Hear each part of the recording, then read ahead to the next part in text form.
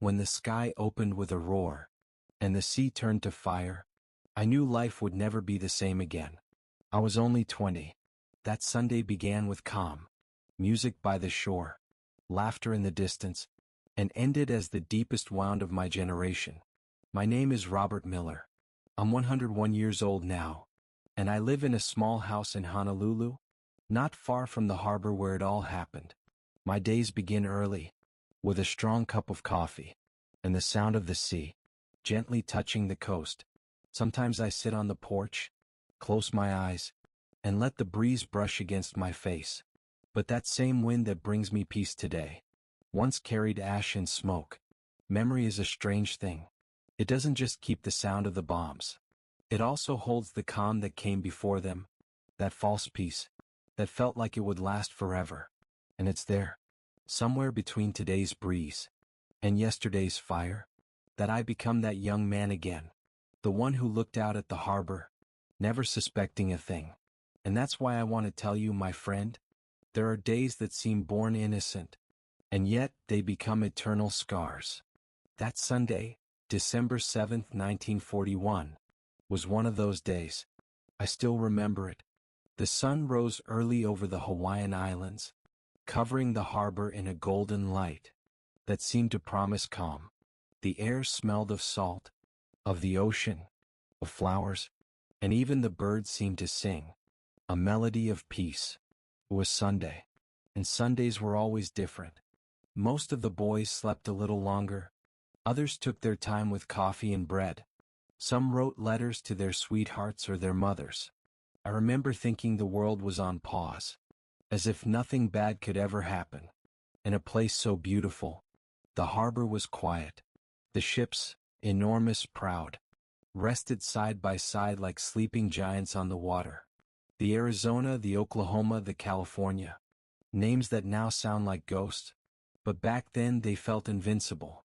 The sailors cared for them with pride, polishing metal, laughing on deck, living an ordinary day. I remember seeing a group of young men, playing guitars on the shore, singing to chase away homesickness. Children ran along the beach chasing the waves, while their parents talked quietly, never suspecting a thing. It was a picture of calm, simple, peaceful life, the kind you'd find on a postcard. And yet, beyond the horizon, the storm was already on its way. Sometimes I think memory can be cruel, because when I close my eyes, I don't just remember the fire, the bombs, the smoke. I remember that moment before it all, that perfect calm, that peace that felt eternal. And maybe that's why it hurts the most, because what came next was like watching the sky tear open, as if the world itself had decided to burn. My friend, that Sunday began with peace, with music, with laughter, but it ended in a dawn of fire. The world would never forget, and I was there. So I'll tell you the story from the beginning, because only by understanding the calm of that morning can one grasp the true weight of the hell that came after. That Sunday morning had a special kind of air to it. Time seemed to move slowly, as if the world itself wanted to give us a few more hours of peace before breaking into pieces. The barracks were quiet. Many of the boys were still asleep, their heads resting on letters they had written the night before. Others got up late, laughing, joking, grateful for a Sunday of rest. I remember pouring myself a cup of coffee, strong, comforting, and thinking how those small, ordinary moments often mean more than we realize. On deck, some sailors were reading old newspapers, others polishing their boots, others scribbling quick notes home. "Mom, don't worry. Everything's fine here. The sea is calm, the sun is shining, and I'll be home soon." Letters full of promises that would never reach their destination. Farther away in the city, life carried on unaware. The markets opened their doors. Vendors shouted out fresh fruit and fish. Children ran barefoot through the dusty streets. Women hung laundry in the sun. Young men swam at the beach, and laughter filled the air. It was as if the whole world was busy living, not knowing that death was only a few hours away. Some friends invited me to join an improvised game of baseball. I still see them, running, laughing, throwing the ball under the cleanest blue sky I've ever seen. At that moment, nothing felt further away than war. Yes, we heard rumors. News from Europe, from Asia. But here in Hawaii, those stories felt like they belonged to another planet. My friend, do you see how cruel it was? While we laughed, while the ships slept in peace, while the city lived its ordinary Sunday routine, on the other side of the horizon, the planes were already on their way. They were coming. Engines roaring, bombs loaded, while we lived the illusion of a normal day. If I close my eyes, I can still see that calm. The waves gently breaking against the docks, a radio playing a cheerful tune, the sailors' laughter, the smell of breakfast in the barracks. Everything was in its place. Everything seemed eternal. And yet, in just a few minutes, that peace would be devoured. The blue sky would turn to shadow, the air to fire, and the sea to tears. The calm of that morning was the last breath, before the dawn of fire. Everything changed in an instant. I was sitting there, coffee still warm in my hands, when I heard a strange sound. At first it seemed distant, a soft hum, almost like a swarm of bees, coming from the horizon. No one paid much attention. We thought it was just another drill, a routine training flight. But that hum grew louder. It became a roar, a heavy metallic roar, that seemed to shake the very air around us. I looked up, and there they were, dark shadows cutting across the blue sky. At first just a few, then dozens, hundreds, planes flying in perfect formation, a swarm of steel, ready to devour everything in its path. Some of the men ran outside. Others just stood there staring, not believing what they saw. I remember one of them saying, "They've got to be ours, just practicing." But no. Within seconds, we saw the red circles painted on the wings. They weren't ours. It was Japan. And they were coming straight for us. The roar of the engines became deafening. The airship, the ground trembled, and the calm of that morning shattered into 1,000 pieces. I saw sailors drop their coffee cups, soldiers running barefoot out of the barracks, civilians looking up with wide frozen eyes, unable to understand. The sky was no longer a sky. It was a storm of steel. And then, the first shot, a sharp, brutal explosion that made everyone jump to their feet. Then another, and another. The bombs began to fall. The air filled with thunder. And that roar, that terrible roar, became the sound of destruction itself. My friend, that moment, that exact second when we realized, this wasn't a drill. This was real. That war had arrived at our doorstep. It felt like the entire world was collapsing on top of us. I can still hear it when I close my eyes. The roar in the sky, the shadows falling, and the terrible certainty that nothing would ever be the same again. And then, the sky burst into flames. The first bomb fell like thunder, lifting the ground beneath my feet. The harbor, calm only minutes before, turned into a hell of smoke and fire. The sirens began to scream, long and desperate, as if trying to wake a world that refused to believe what was happening. The alarms mixed with the roar of engines, planes diving down, dropping their deadly load onto the ships below. I remember watching a bomb hit a nearby pier. The air exploded with splinters, metal, and bodies thrown through the air like rag dolls. The smell of gunpowder and burning oil hit the back of my throat, making me cough and cry all at once. The sun, bright just moments earlier, vanished behind a black cloud of smoke that swallowed the sky. Sailors ran in every direction, many without uniforms, barefoot, still half asleep. Some tried to reach their battle stations. Others just looked for a place to hide. The confusion was total. No one knew where the next strike would come from. I saw a young man run out of the barracks, shirt open, heading for an anti-aircraft gun. He never made it. A bomb hit nearby and threw him to the ground. Another soldier tried to pull him to safety, but a second blast buried them both, under fire and debris. That was the first moment I understood that there would be no pause that day, no safety anywhere. The explosions came one after another, relentless, as if the entire harbor were burning from the inside out. Windows shattered, Ships shook like living things. Even the water itself seemed to boil. With every bomb that hit the sea, the fear was absolute. You never knew if the next shell would fall on you. There was no safe place. No shelter, no trench, no escape. We were out in the open, under a sky full of enemies. My friend, what began as a peaceful Sunday morning turned, in a matter of seconds, into a nightmare. I can still smell, still hear, still see. Whenever I close my eyes, the attack had begun, and it wouldn't stop until the harbor itself was scarred forever. If I close my eyes, I can still see that floating hell burning on the water. The ships, those proud giants that had looked invincible just hours before, had become burning coffins. I remember the exact moment. A bomb pierced the deck of the USS Arizona. It was as if the sky itself had fallen upon it. A brutal explosion shook the harbor, and in a single second, the ship was consumed by fire. A thick column of black smoke rose into the heavens like a monster, and the roar was so powerful that my ears rang for hours. The water around the Arizona was on fire. Oil had spilled across the surface, turning the sea into a carpet of flames. Men who jumped into the water to escape the burning decks fell into another trap. Some screamed as the fire caught up with them. Others tried to swim through thick patches of oil that pulled them down like quicksand. The USS Oklahoma rolled onto its side, swallowed slowly by the sea. I still remember the desperate pounding of the sailors trapped inside, beating the hull with their fists, with whatever they could find, begging for someone to reach them before the freezing water filled their lungs. Some managed to break through.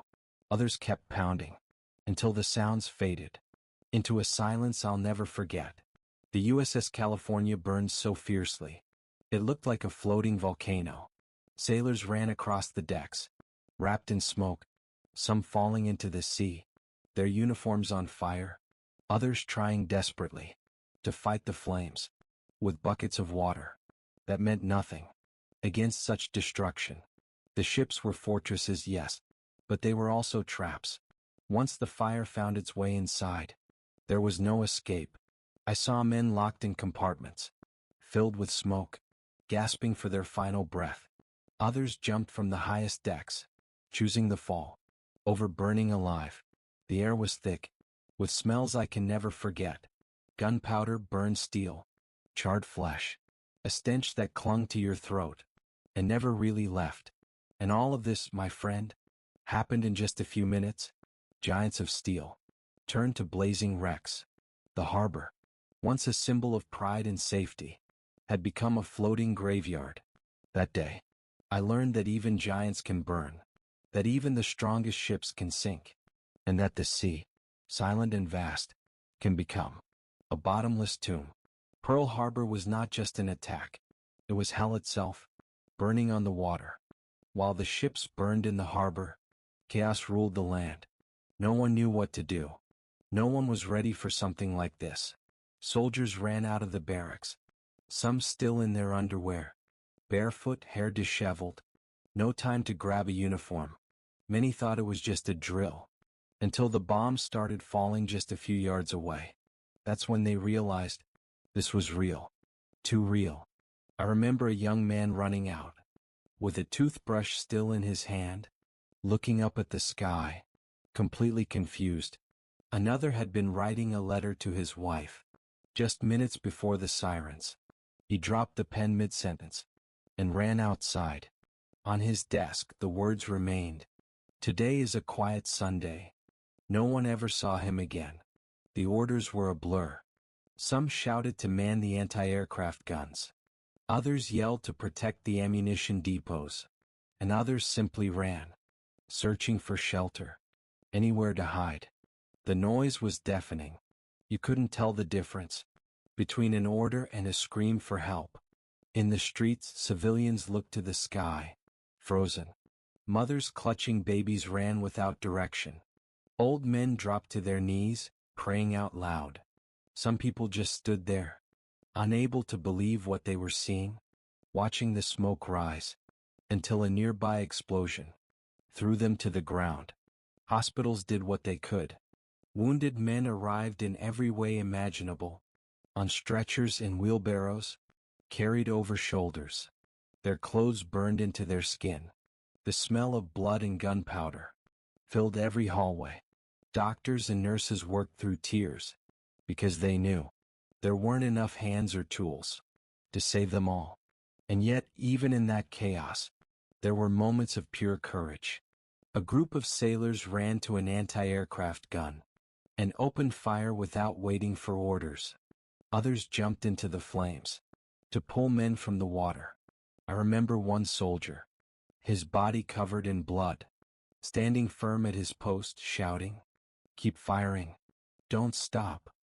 I can still see his face, steady, determined, even with death breathing down his neck. The confusion on land was as brutal as the hell in the harbor.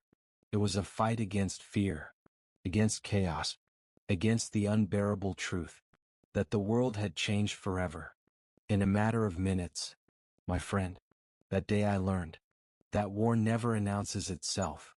It comes like a storm, ripping everything from the ground and forcing you to fight, even when you don't yet know what you're fighting against. What weighs the most in my memory isn't the explosions or the roar of the engines. What hurts the most are the small human moments of that day, the gestures that never fade. I remember a young sailor, barely 20, when the bombs began to fall. He didn't run for cover. He went back to his cabin, opened a drawer, and pulled out a photo of his wife and newborn daughter. He tucked it into his pocket, right over his heart, and then ran toward the deck. I saw him firing at the planes, that photo pressed against him, like an invisible shield. Hours later, they found him lifeless, still holding that picture in his hand. I'll never forget the group of men trapped inside the hull of the USS Oklahoma. They pounded desperately from within, bloody hands, begging for someone to reach them. A few of our men ran toward the ship, with torches and tools, risking their lives. While the bombs still rained down, they managed to cut a hole, and several sailors crawled out, covered in soot and tears. But others remained inside, and their pounding grew weaker, until only silence remained. I remember a Navy doctor too, working without rest, in an improvised hospital. His hands were stained with blood. He shouted orders, asked for bandages, stitched wounds with whatever he could find. Someone told him to stop, to take a break, that he was exhausted. He answered, "I won't rest until everyone who can live lives." That night, he collapsed and never woke up. But before he fell, he saved dozens of lives. Not all heroes wore uniforms. I saw a Hawaiian woman, running with her small child, stop to help a wounded soldier bleeding in the street. She tore a piece of her dress to bandage his leg, then kept running, the child still in her arms. I never learned her name, but her act of kindness reminded me that humanity doesn't die, not even in hell. And there were silent promises. Two friends made a pact. If one fell, the other would deliver his letter home. One of them died that day. Weeks later, the survivor traveled thousands of miles to place that wrinkled letter in the hands of the mother who was waiting. That act was worth more than all the medals in the world. My friend, Pearl Harbor wasn't just fire and destruction. It was also a stage where small sparks of humanity still shone through the smoke. Photos kept close to the heart. Letters delivered against all odds. Hands reaching out between strangers. Those are the stories that keep memory alive. Because war can take almost everything, but it can never fully extinguish what makes us human. They say time moves fast when you're afraid. But that day, every second felt like a lifetime. It was only 2 hours of attack. Yet for those of us who were there, it felt like forever. The bombs fell without mercy, one after another, as if the sky itself had turned into a volcano. The roar never stopped. The air was thick with smoke, dust, and fire. Each explosion shook the earth, shattering windows, tearing pieces out of the harbor, and out of the souls of the men defending it. The clock refused to move. Minutes stretched into days. We ran from one side to the other, firing into the sky, carrying the wounded, trying to put out flames. And still the roar went on. It was like living inside a storm that would never end. The ships kept burning, one after another. The Arizona exploded in seconds. The Oklahoma rolled over, trapping hundreds inside.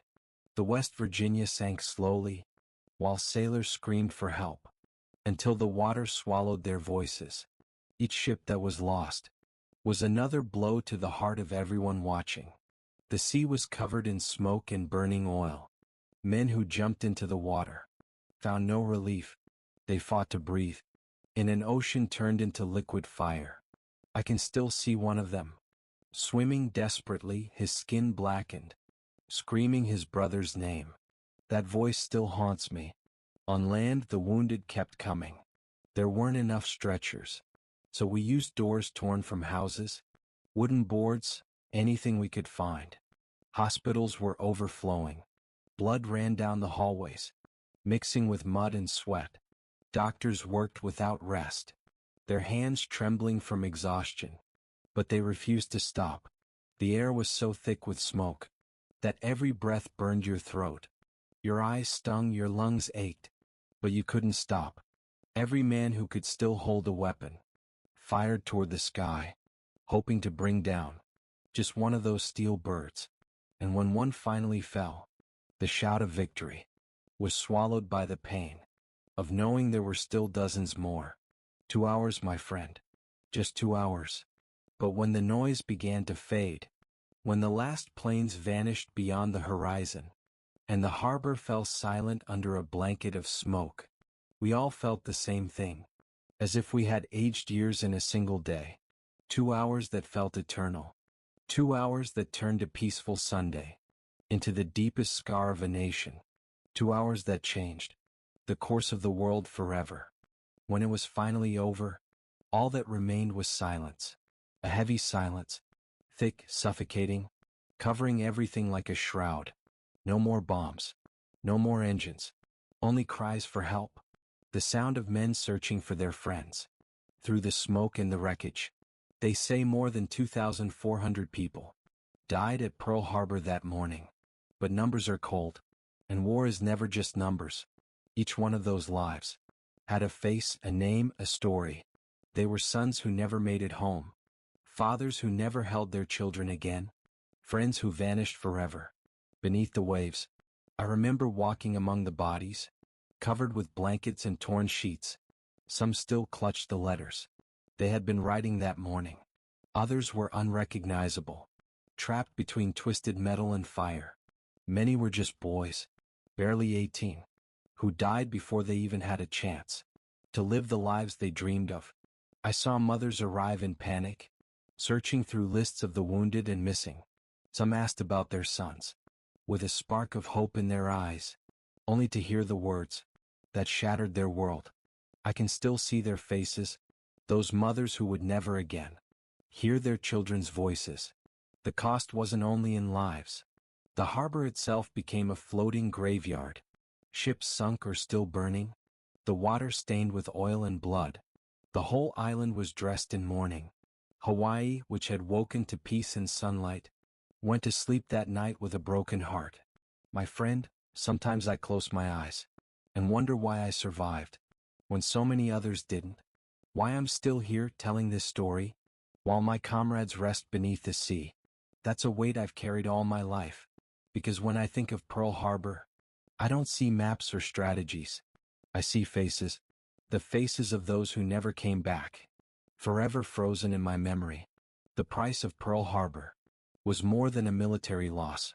It was a wound in the soul of a nation, a wound that reminded us war doesn't care about age, dreams, or promises, and that every number on a report was a life that deserved to be remembered. When the smoke began to fade, and the screams finally went quiet, we all knew Nothing would ever be the same again. Pearl Harbor wasn't just a wound, bleeding in the heart of America. It was the strike that woke a sleeping giant. Until that day, many believed the war was a distant problem, something happening in Europe, in Asia, but not here, not at home. That Sunday, December 7th, changed everything. In a single morning, we understood that no one was safe, that the ocean wasn't a wall, and that war had come, knocking on our own door. The attack united the entire nation. Doubt vanished. Pain, anger, and grief fused into one single voice. Thousands of young men enlisted the next day. Factories roared back to life, working from sunrise to sunset. Flags waved from every house, every street, as if the shared wound had forged us into one heart. I still remember President Roosevelt's voice, echoing through the radio, calm but firm, calling it a date which will live in infamy. He was right. That day scarred us forever, but it also lit a fire that would never go out, a fire that made us rise, stronger than we ever knew we could be. My friend, Pearl Harbor was a terrible price to pay, but it was also the moment we stopped looking away. It was the day a wounded nation found its strength and chose to fight to the very end. I saw it in my comrades' eyes. They cried for their fallen friends, but behind the tears burned something new, a spark of determination, a flame of purpose. That day, fear turned into fury, and fury into resolve. The enemy thought they had broken us, but what they really did was awaken a force the world had never seen before. That day, my friend, a giant awoke, and the world trembled when it heard his footsteps. The years have passed, decades even, and still Pearl Harbor has never left my memory. The war ended. New ships sailed the seas. Cities came back to life. But inside me, that morning of December 7th still lives on. There are nights when I close my eyes, and I can hear it all again. The roar of the planes slicing through the sky, the sirens screaming through the air, the explosions shaking the ground beneath my feet. I still hear the voices, men calling for their mothers, friends shouting each other's names, hoping for an answer that never came. Those echoes never fade. Sometimes I wake in the middle of the night, with that smell burning in my throat. Smoke, gunpowder, oil on fire over the water. It's so strong, so real, that for a moment I'm there again, running through flames, through screams, through chaos. No matter how much time passes, memory has cruel ways of reminding you of the things you wish you could forget. But the hardest part, my friend, is not the sounds or the smells. It's the faces of those I saw fall that day.